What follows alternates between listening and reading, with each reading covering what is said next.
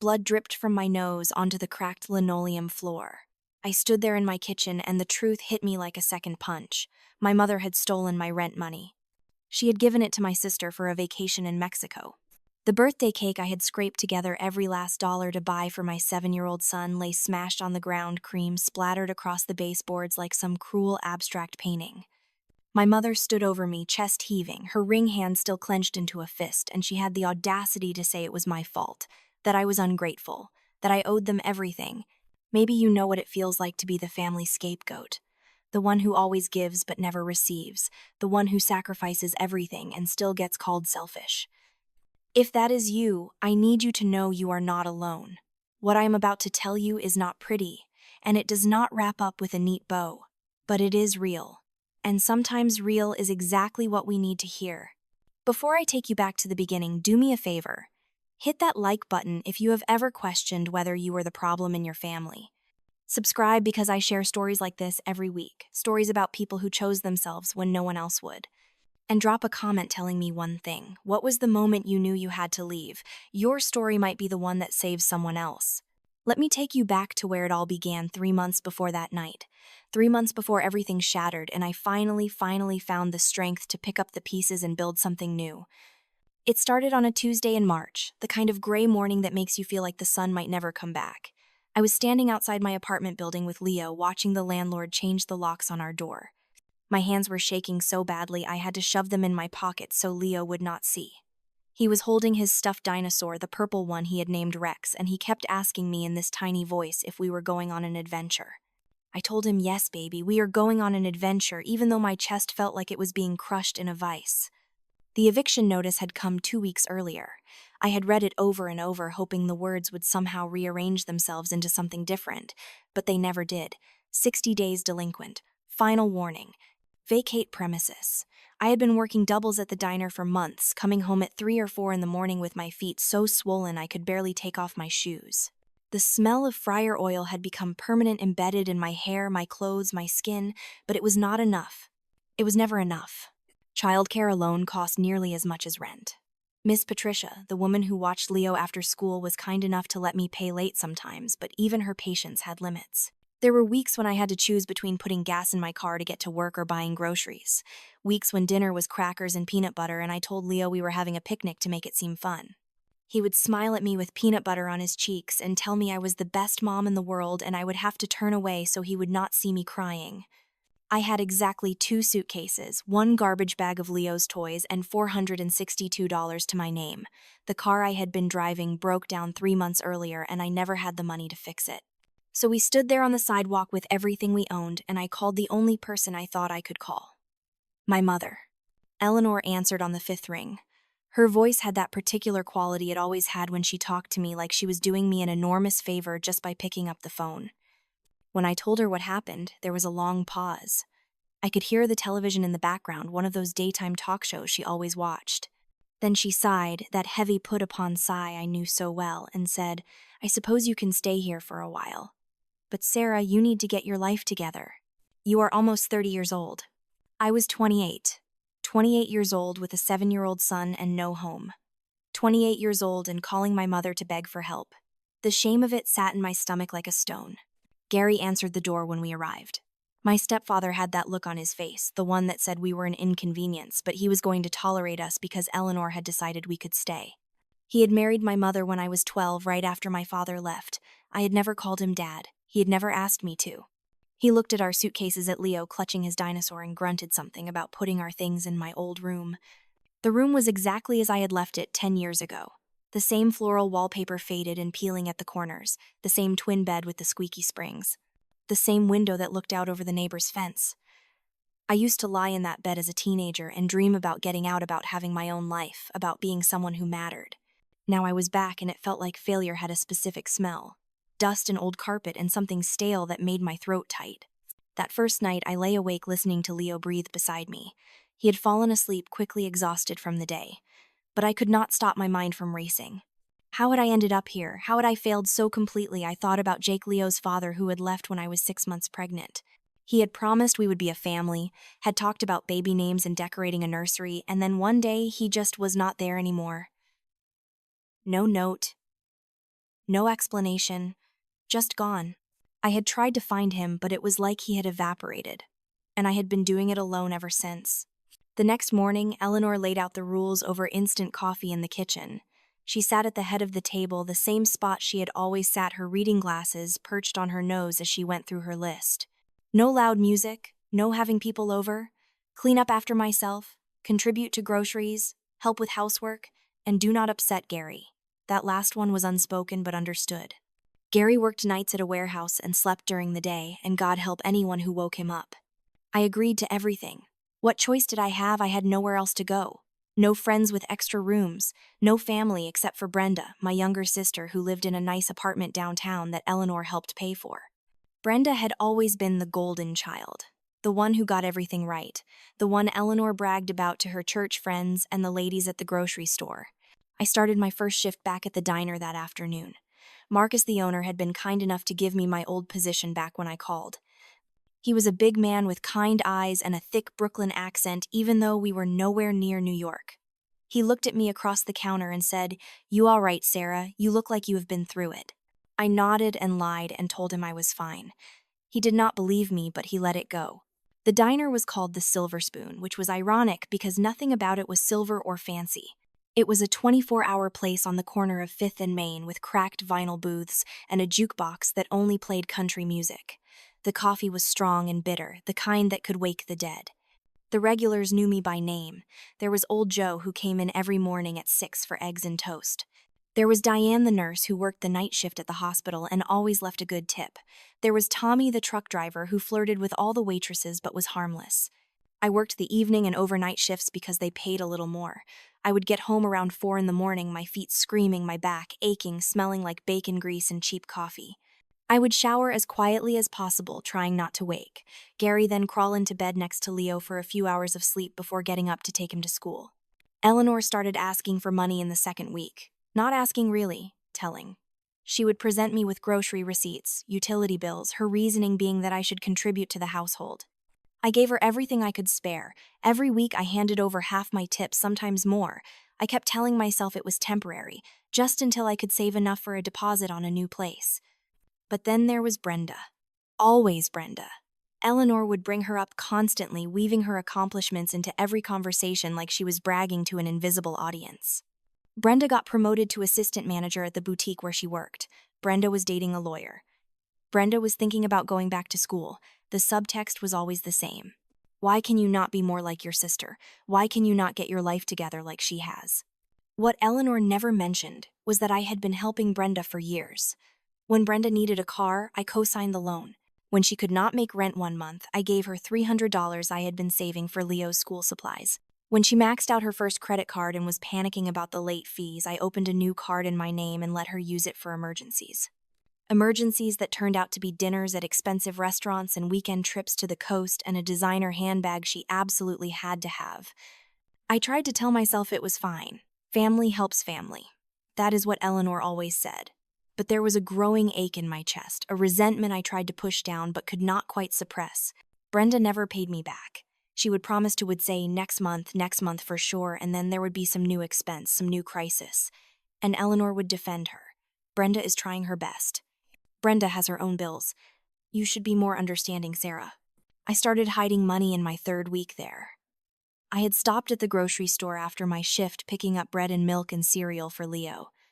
On the way out, I saw the display of old-fashioned breakfast cereals, the kind that came in the big cardboard boxes. I bought 1 honey oat clusters, and when I got home, I carefully opened the bottom of the box and started slipping bills inside. $5 here, $10 there. Every tip I could spare went into that box, pushed down beneath the bag of cereal.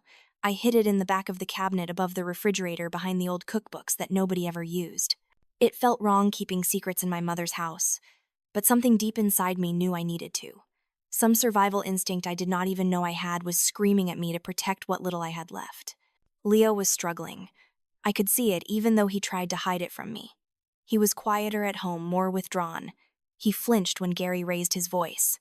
He had started having nightmares and would wake up crying in the middle of the night, and I would hold him and whisper that everything was okay, even though I did not believe it myself. His teacher, Mrs. Henderson had pulled me aside after school one day and asked if everything was all right at home. Leo had been getting into fights on the playground, which was completely unlike him. He used to be such a happy, gentle kid. Now he was angry and scared, and I did not know how to fix it. His 8th birthday was coming up in June. He would turn 8 on June 15th, and all he wanted, the only thing he asked for, was a birthday cake. We had been walking past the bakery on Main Street, Sweet Endings, it was called, and there in the window was this beautiful chocolate cake with buttercream frosting. It had little fondant dinosaurs on top, green and purple and blue, and Leo had pressed his face against the glass and just stared at it. "Mama," he had said, his breath fogging the window, "do you think I could have a cake like that for my birthday?" My heart had broken right there on the sidewalk. A cake. That is all he wanted. Not toys or games or anything expensive. Just a cake. I promised him. I promised him he would have that cake, even if it meant I had to save every penny for the next 2 months. And I did. Every single tip that did not go to Eleanor went into that cereal box. I picked up extra shifts.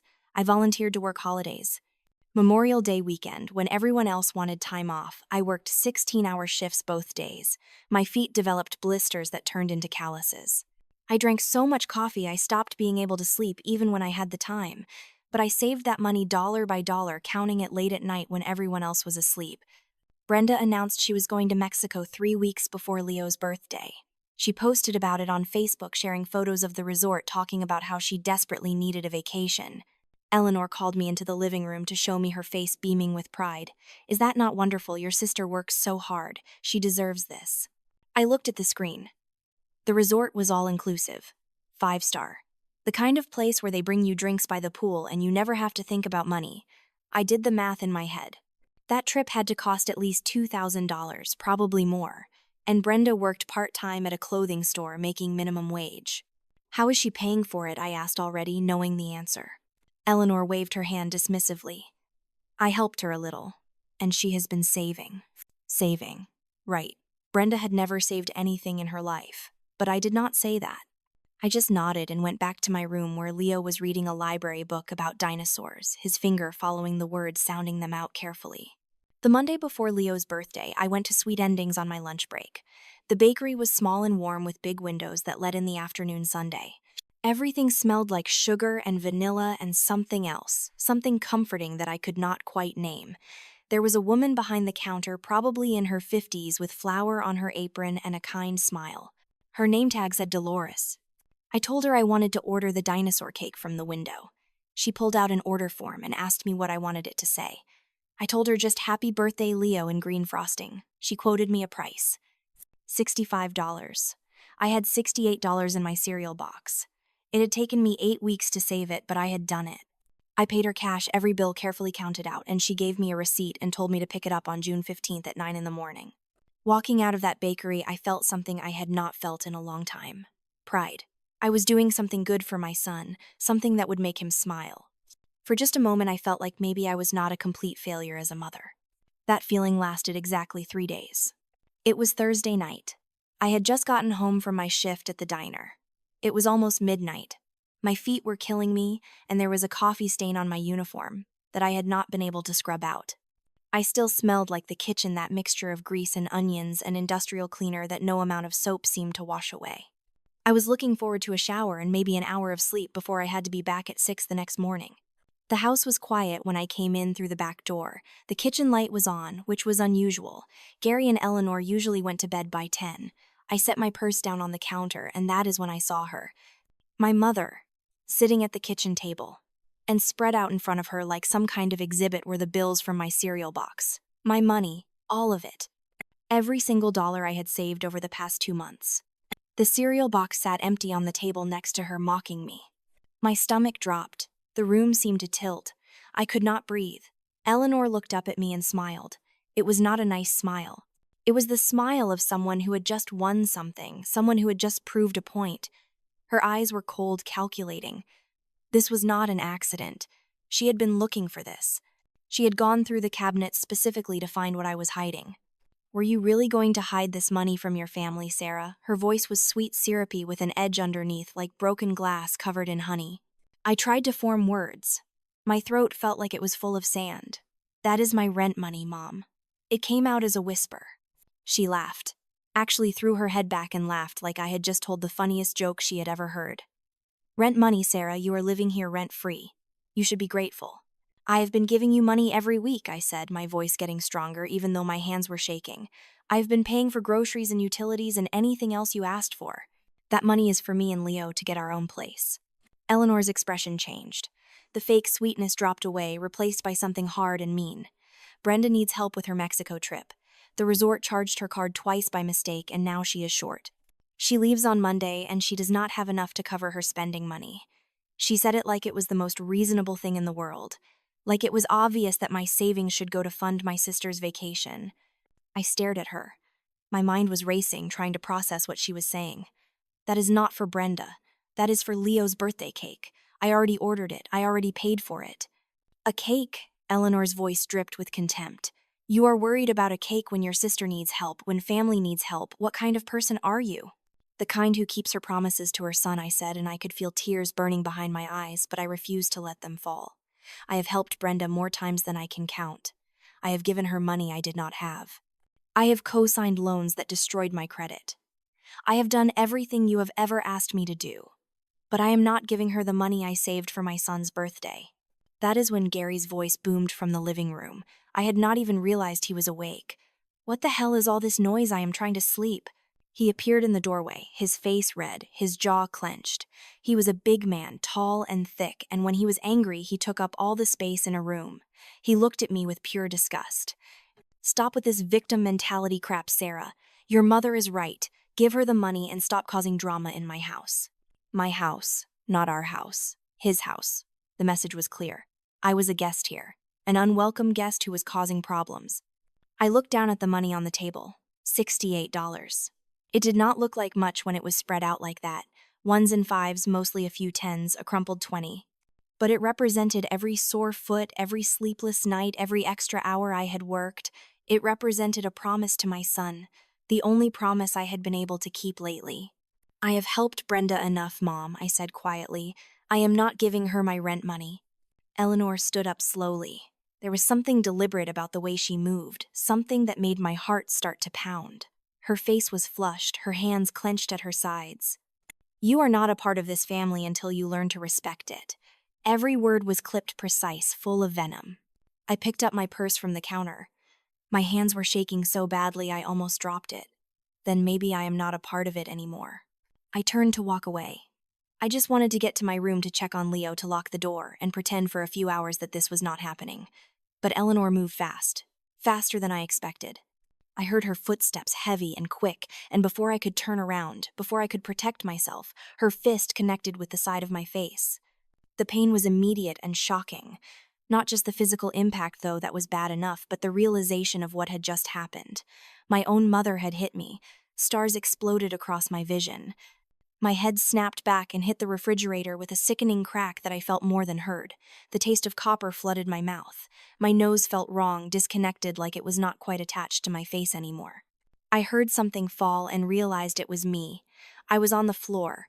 When had I fallen? The room was spinning. There was blood on my hands. Where had that come from? Everything seemed to be happening very far away, like I was watching it happen to someone else. Then I heard Leo scream. A high, terrified sound that cut through the fog in my brain. My baby. My son. I tried to get up, but my legs would not work properly. There were hands on me. Gary's hands. He was grabbing my arm, yanking me up, and his fingers dug into my skin hard enough to bruise. Stop crying, he yelled in my face. You always make everything worse. This is your fault. I could not see him clearly. There was blood in my eyes. Or tears. I could not tell anymore. But I could see Leo.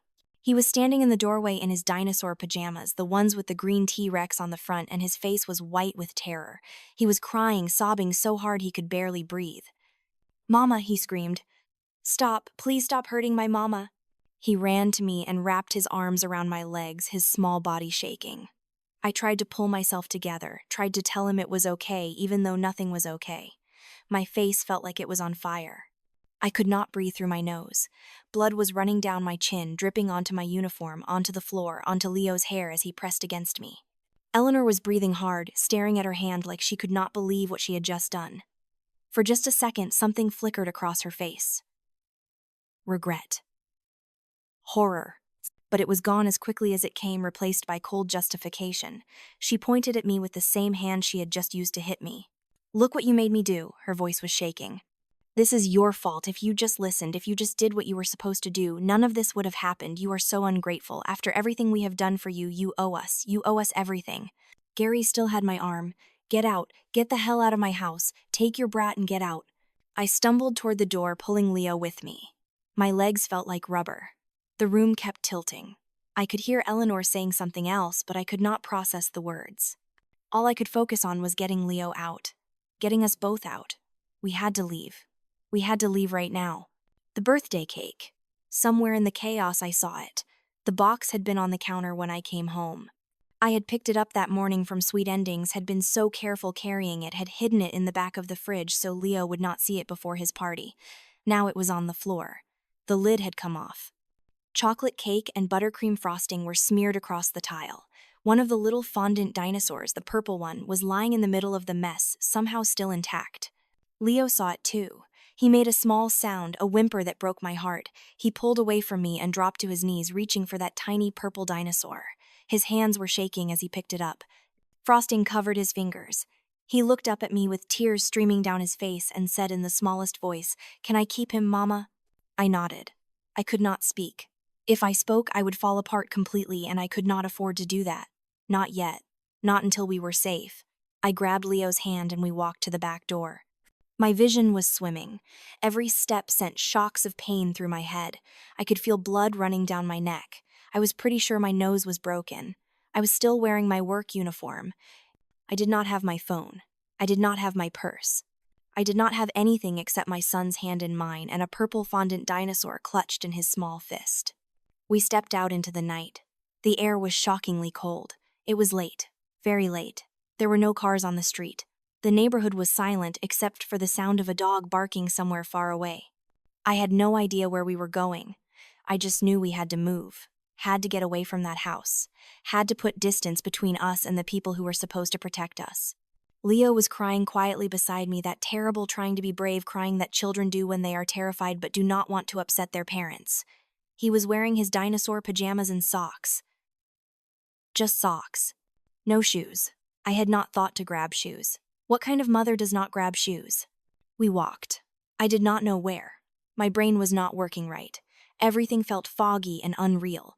We passed houses with their lights off, families sleeping safely inside. We passed the elementary school where Leo went to class. The playground looked eerie in the dark, the swings moving slightly in the breeze like ghosts. We kept walking. After what might have been 10 minutes or an hour, I could not tell anymore, we reached a small park. There was a streetlight that cast everything in sickly yellow. A bench sat under a large oak tree. My legs gave out and I sat down hard, pulling Leo onto my lap. He immediately wrapped his arms around my neck and pressed his face into my shoulder. His whole body was shaking. Or maybe I was shaking. Maybe we both were. I tried to assess the damage. My nose was definitely broken. I could tell by the angle and the way it would not stop bleeding. My left eye was swelling shut. There was blood all over my uniform. My head pounded with every heartbeat. I needed a hospital, but I had no insurance and no money and no way to get there. I needed so many things I did not have. There was a payphone near the park entrance. I had not even known those still existed. I searched my pockets and found 2 quarters and a dime, enough for one call. I carried Leo to the phone, got him settled on the ground next to me, and dialed Eleanor's number with shaking fingers. I do not know why I called. Maybe I thought she would apologize. Maybe I thought reality would crash back in and she would realize what she had done. Maybe I just needed to hear another human voice. She answered on the second ring. What her voice was cold, flat, annoyed, like I was a telemarketer interrupting her evening. "Mom." My voice cracked. I could barely get the word out. "I think you broke my nose." There was a pause. I could hear the television in the background. A laugh track. Some sitcom. Then she said in that same flat voice, "Then maybe you should have kept your mouth shut. Maybe you should learn some respect." "Mom, please. I am at the park with Leo. He does not have shoes. We do not have anywhere to go. That is not my problem." Her voice was sharp, now impatient. "You made your choice, Sarah. You chose to be selfish. You chose to disrespect this family. Do not come back here until you are ready to apologize and make things right, and give Brenda her money." That was not her money, I said, but I was talking to a dial tone. She had hung up. I stood there holding the receiver, listening to the empty sound, and something inside me cracked. Not broke, cracked. Like a dam with a fracture running through it, and I could feel everything I had been holding back starting to push through. All the years of trying to be good enough, of trying to earn love that was never going to come, of sacrificing myself and my son for people who saw us as nothing more than resources to be used up. Leo tugged on my uniform. "Mama, I am cold." I looked down at him. His lips were turning blue.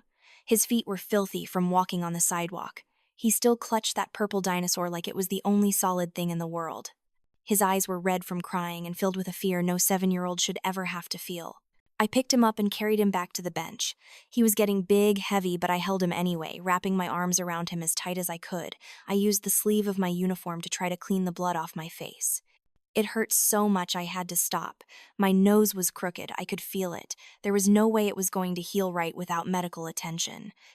"Are we in trouble?" Mama Leo whispered against my neck. "No, baby." I kissed the top of his head.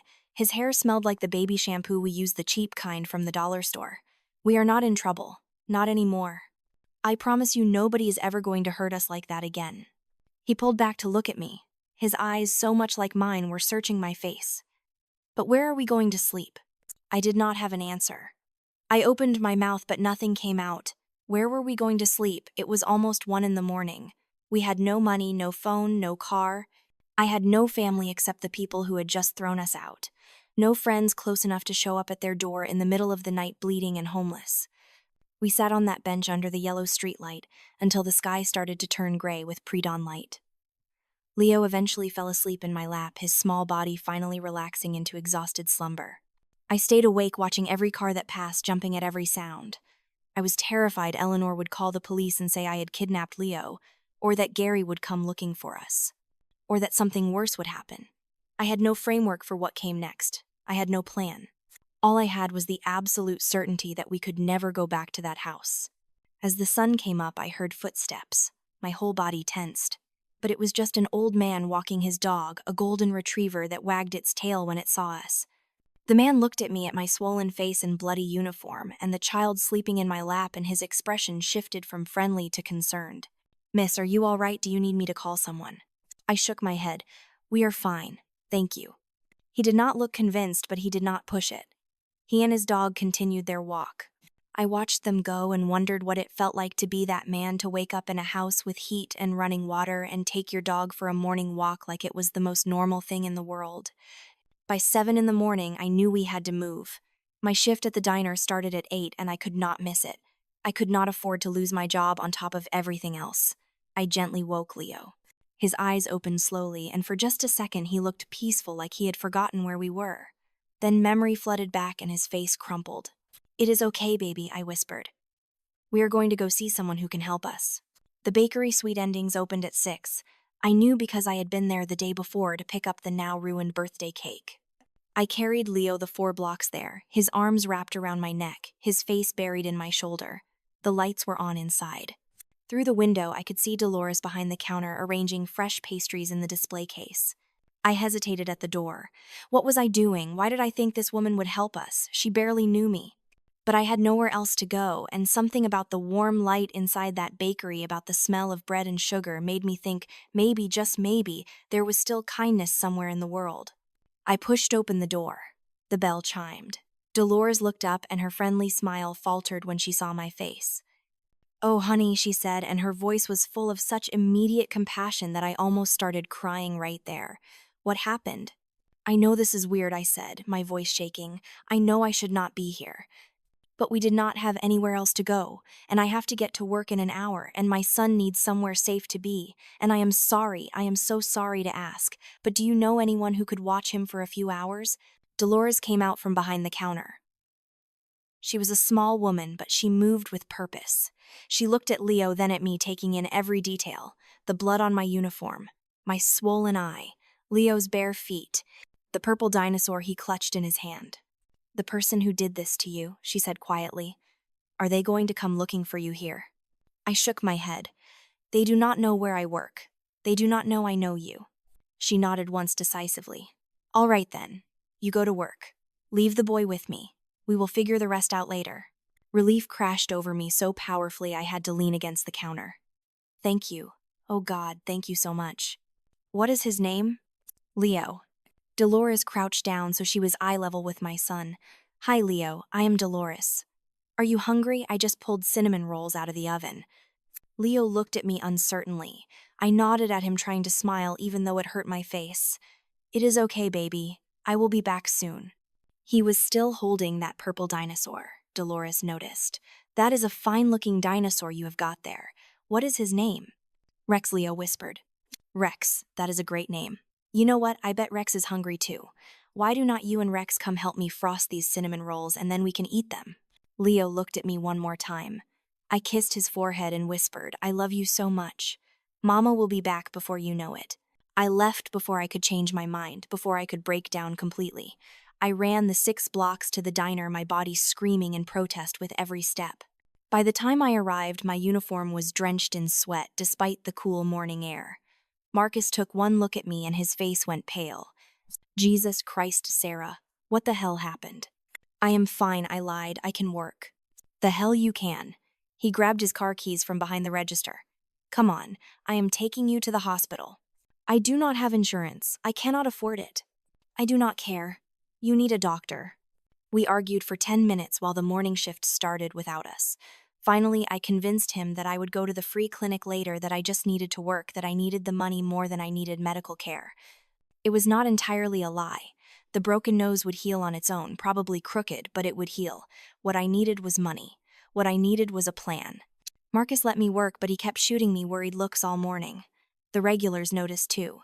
Old Joe asked if I had been in a car accident. Diane, the nurse, took one look at my face and said bluntly, whoever did that to you should be in jail. I told everyone I had walked into a door. It was a stupid lie, and nobody believed it, but they let it go. At noon, I got a text from an unknown number. It was Dolores. She had gotten my number from the order form I filled out for the cake. Leo is fine. We are decorating cookies. Come when you are ready. No rush. I cried in the walk-in freezer where nobody could see me. When my shift ended at 2, I practically ran back to the bakery. Leo was sitting on a stool behind the counter, carefully piping white frosting onto a sugar cookie shaped like a star. He looked up when I came in and his face broke into a smile. A real smile. The first genuine smile I had seen from him in months. Mama, look, I am making stars. Dolores was working beside him, her hands moving expertly as she decorated a wedding cake. She glanced at me and nodded toward the back room. There is a first aid kit in there and some clean clothes that might fit you. Bathroom is through that door. Take your time. I cleaned myself up as best I could. The face looking back at me in the mirror was almost unrecognizable. My left eye was swollen, almost shut the skin around it, turning a deep purple. My nose sat at a slight angle to the left. My bottom lip was split. I looked like I had been in a fight. I suppose I had been, except fights usually involve both people throwing punches. When I came back out wearing a clean t-shirt that said sweet endings and a pair of jeans that were slightly too big, Dolores was ringing up a customer. She finished the transaction, handed over a white bakery box tied with string, and waited until the shop was empty again. All right, she said, pulling out a stool for me. Let us talk about what happens next. I explained everything. The eviction. Moving in with Eleanor. The months of giving her money while she funded Brenda's lifestyle. The birthday cake money. The confrontation. All of it came pouring out in a messy, disjointed stream. Leo kept decorating cookies, but I could tell he was listening. When I finished, Dolores was quiet for a moment. Then she said, my son George manages this place during the day. He has been looking for someone to help with the baking, not just counterwork. He says the assistant he has now is leaving next month. It pays more than waitressing and the hours are better. Early mornings, but you would be done by early afternoon. Would you be interested? I stared at her. Are you serious? I do not say things I do not mean. You would have to learn, but I could teach you. George could teach you. You seem like someone who works hard. That counts for a lot. I do not understand why you are helping me. Dolores looked at me with eyes that had seen things, that understood things. My daughter left an abusive marriage 15 years ago. She showed up on my doorstep with 2 kids and nowhere to go. I helped her because someone needs to help, because we are supposed to take care of each other, because sometimes the people who are meant to love us do not know how. You need help, so I am helping. It is that simple. It was not that simple. Nothing was ever that simple, but I was not in a position to question it. I took the offer. Dolores made some calls and found me a room to rent in a boarding house 3 blocks away. It was tiny, barely big enough for a bed and a hot plate, and Leo and I would have to share the bathroom with 3 other tenants. But it was $40 a week, and the landlord did not ask questions when he saw my face. That night, Leo and I slept in a real bed for the first time in 24 hours. We ate donated sandwiches from the deli next to the bakery, and I told him a story about a brave dinosaur named Rex who went on adventures. He fell asleep holding my hand, and I lay awake staring at the water-stained ceiling and thinking about everything we had lost and everything we still had to lose. The next morning, I went to the police station. Officer Miller was the one who took my statement. She was a woman in her 40s with short gray hair and eyes that had seen too much. She listened without interrupting as I told her what happened. She took photos of my face, of the bruises on my arm where Gary had grabbed me, of Leo's feet, which were still cut up from walking without shoes. "Do you want to press charges?" she asked when I was done. I thought about it, really thought about it. Part of me wanted justice, wanted to see Eleanor face consequences. But another part of me, the part that was exhausted and scared and barely holding it together, just wanted it to be over. "I want it on record," I said finally. "I want documentation that this happened, so that if they try to say I am lying, if they try to claim I hurt myself or I am making it up, there is proof. But I do not want to press charges. Not right now. I just want to move forward." Officer Miller nodded slowly. "The thing about people like your mother, Sarah, is that they do not change. This will happen again. Maybe not to you, but to someone. And when it does, this report will be here." "I know," I said, "but I cannot fight that battle right now. I have to focus on keeping my son safe." She gave me her card and told me to call if I needed anything. Walking out of that station, I felt something shift inside me. It was not closure exactly, but it was acknowledgement. What happened to me was real. It was documented. I was not crazy. I was not making it up. It happened, and now there was proof. The weeks that followed were hard in ways I had not anticipated. The physical injuries healed slowly. My nose set crooked but functional.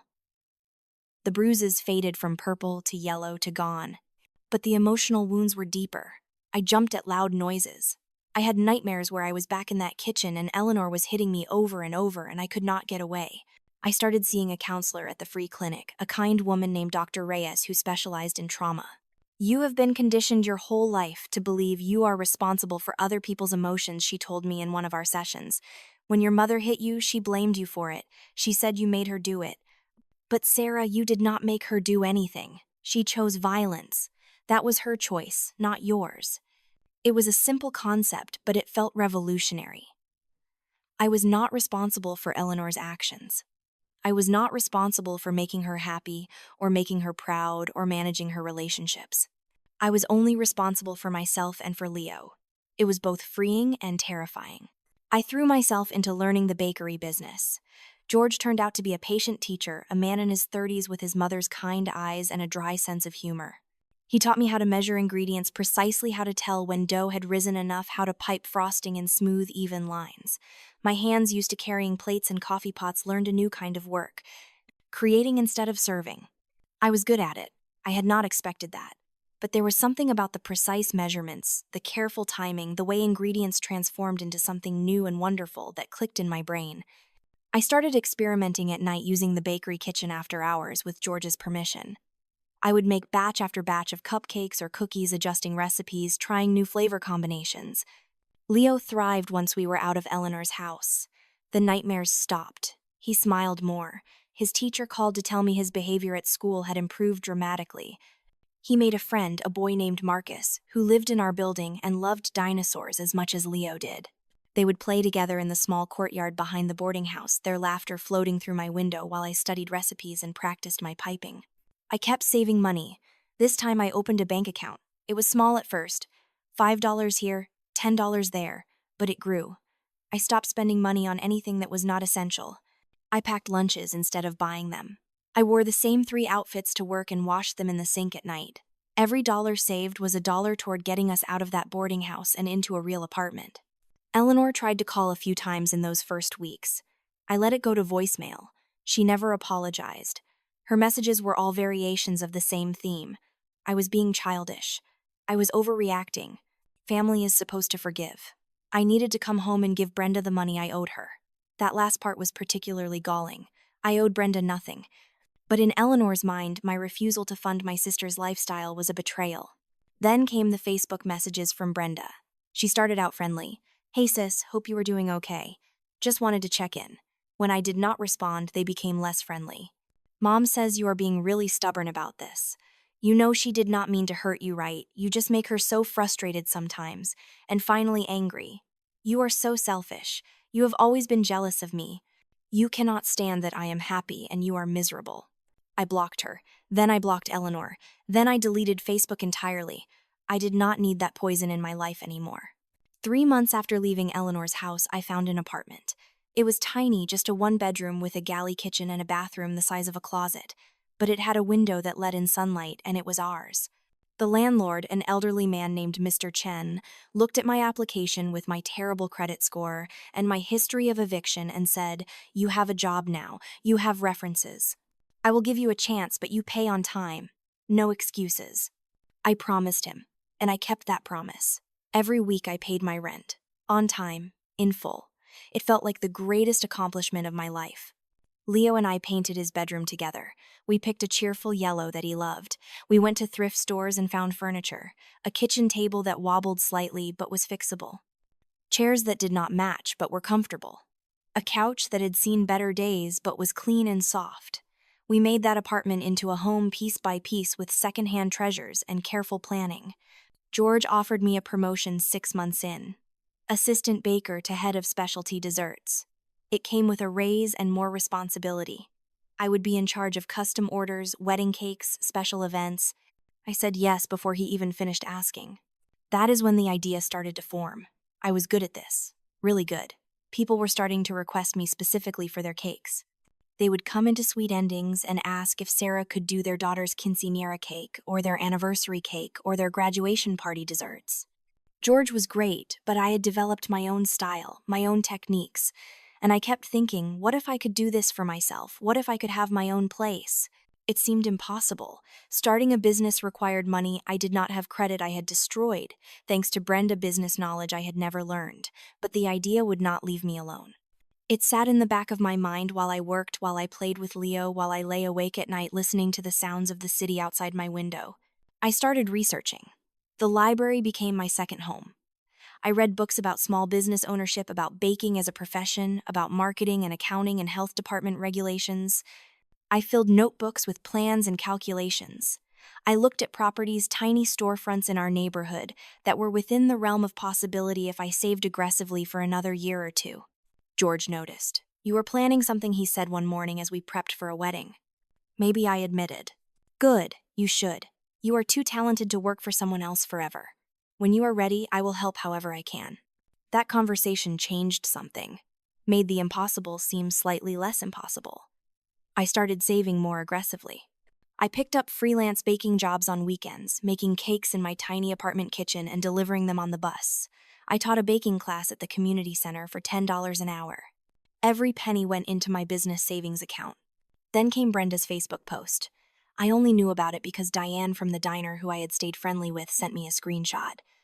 It was a photo of Brenda at some tropical resort drinks by the pool, a caption that said, "Finally free, living my best life." And in the background on the table next to her lounge chair was a credit card statement. My name was visible on it. She had used my credit card, the one I had gotten years ago in an emergency, the one she had promised to only use for that one time. She was still using it, had been using it all along. I checked my credit report that night and felt the floor drop out from under me. $8,000 in debt. $8,000. She had racked up on vacations and restaurants and shopping, while I was working double shifts and sleeping in a boarding house, and literally getting punched in the face for trying to save $60 for my kid's birthday cake. I sat on my couch staring at that number until Leo came and climbed into my lap. "Mama, you look sad." "I am just thinking, baby. About sad things. About how people can be really thoughtless sometimes. But it is okay. Mama is going to fix it." I reported the fraud to the credit card company the next day. I filed a police report for identity theft. I changed every password I had. I froze my credit. And I made a decision. I was done. Done trying to be the good daughter. Done trying to earn love from people who saw me as nothing more than a resource to exploit. Done setting myself on fire to keep other people warm. The apartment next door to Sweet Endings, the one George had mentioned over a year ago, came available in the fall. The rent was reasonable. The location was perfect. The space was tiny, but it had good bones, large windows potential. I put in an application. Mr. Chen, my current landlord, wrote me a glowing reference. George wrote one too. Dolores wrote one. Officer Miller, when I asked her, wrote one as well. I got approved. It felt unreal, like something that happened to other people, not to people like me who had been evicted and hit by their mother and had terrible credit. But it was real. I had a lease. I had a business license approved after months of navigating red tape. I had a name picked out. Sarah's Sweet Creations. Simple, personal, mine. The build-out took 3 months. George helped me install commercial kitchen equipment. Mr. Chen came by and fixed the plumbing. Diane and some of the regulars from the diner helped paint the walls a warm cream color. I cried the day I hung my sign in the window. Sarah's Sweet Creations. It looked so official, so real. I opened on a Tuesday in December, exactly 18 months after the night Eleanor hit me. There was no grand ceremony, no ribbon cutting. Just me unlocking the door at 6 in the morning, turning on the lights and starting the ovens. The smell of baking bread filled the small space. I had a modest amount of inventory. Cupcakes, cookies, a few loaves of bread. But it was enough. Old Joe was my first customer. He came in at 6:30, looked around with approval, and ordered a coffee and a blueberry muffin. About damn time, he said. I always knew you were too good for that diner. Word spread. The people from the neighborhood, the ones who had watched me work at the diner and then at Sweet Endings, they came. They brought their friends. They told people about the woman who made the best wedding cakes in the city, who could turn any idea into an edible masterpiece, who remembered your name and your kid's birthday, and what flavor you liked best. It was not easy. Running a business was harder than I had imagined. There were nights when I stayed up until 2 in the morning finishing an order, then got up at 4 to start baking for the day. There were weeks when I was not sure I could make rent. There were moments when I wondered if I had made a terrible mistake. But then there would be a morning like Leo's 9th birthday. I woke him up early and told him to get dressed. We walked down to my bakery, his hand in mine, and I unlocked the door and let him inside. There on the counter was a massive chocolate cake with buttercream frosting and fondant dinosaurs, bigger and better than the one that had been destroyed. On top in green frosting, it said, "Happy birthday, Leo." I told you we would have the biggest cake. He looked at it with his mouth open. Then he looked at me. Did you make this, Mama? I did. Every single part of it. He threw his arms around me and said, "You are the best mama in the whole world." And I believed him. Not because I was perfect, I was not. I had made so many mistakes. But because I had protected him. Because I had chosen him over people who demanded I sacrifice us both on the altar of their selfishness. Because we had survived and we were building something beautiful from the wreckage. Eleanor found out about the bakery through the neighborhood grapevine. It was inevitable. The community was small, and despite everything, people still talked to her. I heard from Dolores that she was asking questions, trying to find out how I could possibly afford my own business, implying that I must have gotten the money illegally or that I was failing and it would be closed within months. I did not respond. I did not engage. I let my work speak for itself. Then came the email that changed everything. It was forwarded to me by a catering company I sometimes partnered with for larger events. They had been contacted for a corporate lunch. Last minute. For the following week, the menu requested was suspiciously similar to items Eleanor used to brag about making herself, and at the bottom in the notes section was a line that made my blood run cold and hot at the same time. Special dessert requirements per Mrs. L. for family celebration. Please accommodate. The address was 2 blocks from Eleanor's house. I sat staring at that email for a long time. This was Brenda's work event. It had to be. She had probably bragged to her colleagues that her family could handle the catering, had probably promised something impressive. And now at the last minute, their usual provider had fallen through, and they needed someone local who could deliver quality on a tight timeline. They needed me. The daughter Eleanor had hit, the sister whose credit Brenda had destroyed. They needed me, and they had no idea they were asking. I felt something settle in my chest. Not anger exactly. Something colder. Calmer. I wrote up a professional quote. Market rate pricing, maybe even a little higher than I would usually charge for a rush order. Standard terms, 50% deposit required upfront, signed contract with clear cancellation policy, no exceptions. The response came within 2 hours. This was from a company email address, someone's assistant. Very professional. They agreed to the terms, but could they possibly pay after the event? Their company card was having processing issues. I replied immediately. My standard terms required deposit up front. No deposit, no service. I had learned the hard way that people who could not pay up front usually could not pay at all. Another hour passed. Then a different email. This one was from a personal address. Brenda's email address. The one I had blocked everywhere else but had forgotten about this particular account. The subject line said, "Really?" The message inside was pure Brenda. "Sarah, this is ridiculous. You know this is for my work. You know how important this is. I cannot believe you are being so difficult about this. After everything Mom has done for you, after everything I have done for you, you really are just going to throw family away over money." I read it 3 times. Each time I felt that cold calm settle deeper. I replied with one line. "Standard business terms apply. 50% deposit by end of business tomorrow, or I cannot fulfill the order." The phone calls started an hour later. I let them all go to voicemail. Brenda calling from her personal phone, Brenda calling from a work phone. Then Eleanor. Eleanor called 6 times in 20 minutes. I could imagine her pacing in her kitchen, getting more and more furious that I was not picking up. Finally, she left a message. Her voice had that syrupy, sweet quality she used when she was trying to manipulate someone. "Sarah, honey, I know we have had our difficulties, but this is really important. Brenda could lose her job if this lunch does not go well. I know you do not want that on your conscience. We are family. Family helps each other. We have always supported you. Remember when we paid for that baking class, I had paid for that class myself with tip money. Just this one time. Do this for your sister. For family." I deleted the message, sent a text to my business line. "Deposit not received. Please confirm by 5 p.m. tomorrow or I will need to decline the order." The deadline came and went. No deposit. I sent a final message through the catering company. "Deposit not received by deadline. Order canceled per stated terms and conditions. Thank you for considering Sarah's sweet creations." Then I closed my laptop, picked up my keys, and went home where Leo was waiting to tell me about a test he had aced in science class. That night I slept better than I had in years. The fallout came slowly.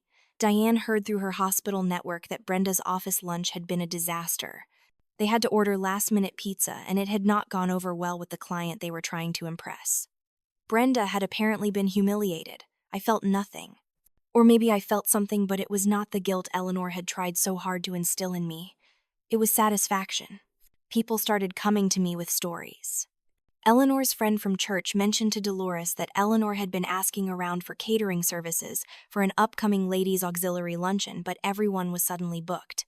Gary's poker buddies, who used to get their party platters from various places around town, had stopped returning his calls when he asked for recommendations. It was not some grand conspiracy. I was not calling people and telling them not to work with Eleanor and Gary. I did not have to. The community is small. Word gets around. And when someone like Eleanor spends years taking advantage of people's good nature, eventually they run out of goodwill. When they finally need help, the well is dry. Their calls to me stopped after a week. I think they finally realized I was not going to cave, that I was not the same Sarah who would sacrifice herself on command. I was someone new, someone who had built a life out of nothing and was not going to let them tear it down again. Business grew. I was able to hire an assistant, a young woman named Maria, who was brilliant with pastry work. I raised Leo's allowance so he could buy his own books without having to borrow them from the library. I started a college savings account. I bought a used car, nothing fancy, but it was reliable and it was mine, paid for in cash. On the anniversary of leaving Eleanor's house, I was in my bakery early in the morning doing prep work for a wedding order. It was quiet, peaceful, the kind of quiet that felt full instead of empty. My phone rang. Private number. I almost did not answer, but something made me pick it up. "Sarah's Sweet Creations, this is Sarah." Breathing on the other end. Then Eleanor's voice, but different, smaller. "Sarah, it is Mom." I said nothing, waited. "I was just calling to see how you were doing. We have not talked in a while." "No, we have not." Another pause. "That is a nice bakery you have. People say good things about it." "Thank you. Brenda has been having a hard time at work lately. And Gary's hours got cut at the warehouse. Things have been tight." There it was, the real reason for the call. She needed money, or help, or something I had that she wanted. I felt that familiar pull, that ingrained instinct to help, to fix, to make it better. But I had learned. That instinct had nearly destroyed me. I am sorry to hear that, I said, and I meant it in a distant kind of way, but I cannot help you. Cannot or will not, her voice had an edge now. Both. You are really going to do this. You are really going to turn your back on your own family. I thought about Leo sleeping safely in our apartment, dreaming about dinosaurs and soccer games and all the normal things kids should dream about. I thought about my bakery, the business I had built with my own hands. I thought about the person I used to be, always running on empty, always giving everything away, always hoping it would be enough to earn the love that should have been given freely. No, Mom, I am not turning my back on my family. I am protecting my family. Leo and we are doing just fine. I hung up before she could respond, set the phone down on the counter, and went back to work, my hands moving with practiced ease through the familiar motions of creating something good and sweet and beautiful from simple ingredients. The silence that followed was not empty. It was full of possibility, full of peace, full of the sound of my son's laughter and the knowledge that I had done it. I had gotten out. I had survived. I had more than survived. I had built something beautiful from the ashes of everything I had lost. I did not just survive. I won. And the silence from the people who had hurt me most was the sweetest revenge I could have ever asked for. Sometimes you do not need a grand confrontation. Sometimes the best revenge is simply refusing to be their victim anymore. It is building a life so full and so peaceful that they have no place in it. It is knowing your worth and not accepting anything less. Eleanor and Gary and Brenda will probably never understand what they lost, but I do. And more importantly, I know what I gained. So let me ask you this. Have you ever had to choose yourself over people who were supposed to love you? Have you ever had to walk away from family to find peace? What is your worth, and are you settling for less than you deserve?